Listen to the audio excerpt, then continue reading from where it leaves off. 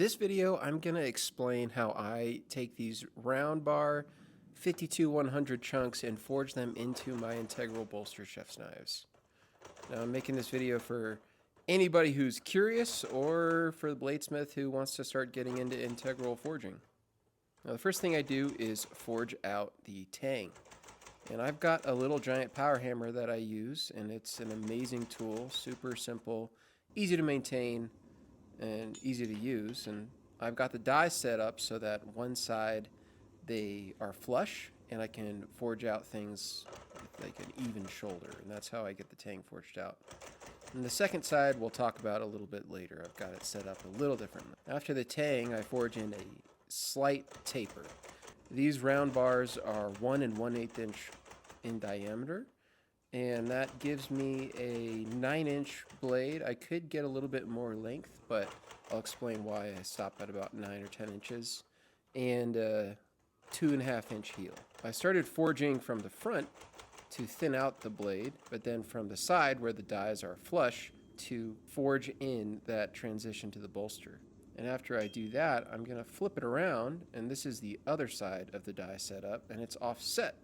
So the bottom die comes out a little bit longer, and the top die creates like a little shelf, and it's really handy for forging in a transition area like the bolster to the heel. Now I do a little bit of cleanup work on the anvil. I'm using a 5-pound hammer here. You want something pretty big. I like to use this big hammer just because it moves the steel faster. And I'm trying to get an angle forged in right now.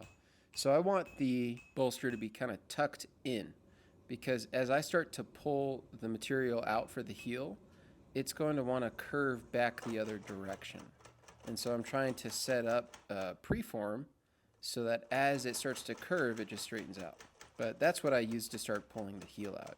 I don't know, you kind of got to get a feel for it, but once you do, it's really easy to pull out a really wide heel, which on a chef's knife, I've found that a wide heel gives your hand really excellent clearance off the cutting board.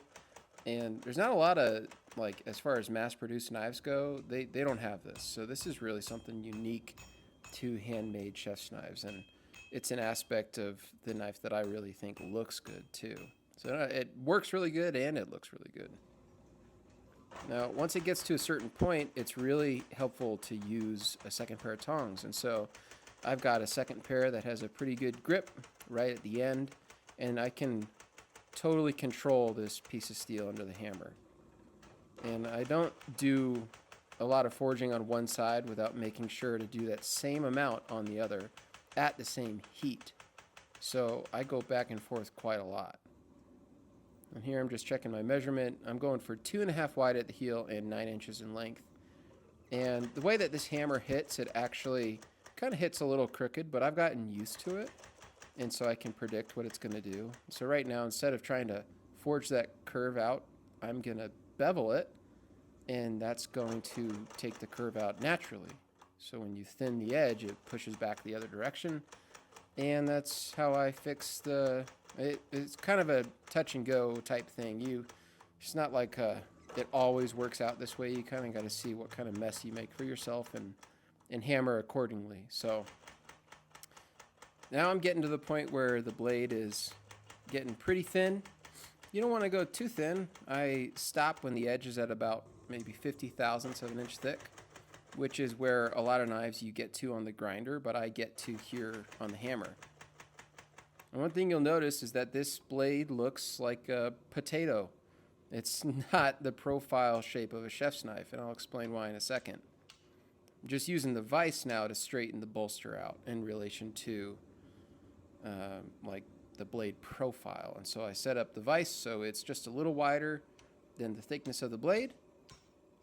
Had to hammer it back in there. I got a little loose, but once that's done, I can really easily forge that bolster so it's in line with what will become the profile of the blade.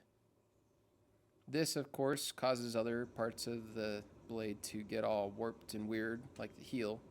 So with as localized of a heat as I can get in a gas forge, I get that corrected, and then always sighting from the tip down, or what will become the tip. That's how I straighten.